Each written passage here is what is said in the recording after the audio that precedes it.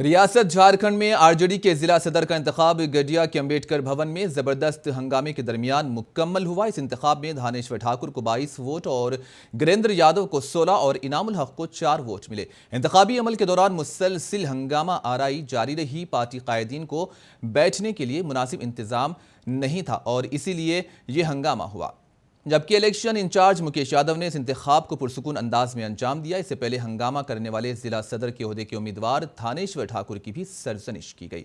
हंगामा आराई के बाद दावेदार गिरेंद्र यादव, धानेश्वर ठाकुर और इनामुल हक ने अपने कागजात नामजदगी दाखिल किए। इसके बाद वोट डाले गए और इंतखाब का अमल मुकम्मल हुआ। इसमें धानेश्वर ठाकुर ने कामयाबी हासिल की। चुनावी प्रक्रिया को शुरुआत की है और 3 उम्मीदवार ने यहाँ नामांकन किया और तीनों का नामांकन का स्क्रूटनी करने के बाद फिर वोटिंग की प्रक्रिया चालू हुई और वोटिंग में सबसे अधिक मत प्राप्त किए नाथेश्वर ठाकुर 22 और 16 वोट लाए गिरेंद्र यादव और तीसरा इनामुल हक थे जो 4 वोट लाए। इसलिए हम लोग सर्वसम्मति से जिलाध्यक्ष इनको निर्वाचित किए।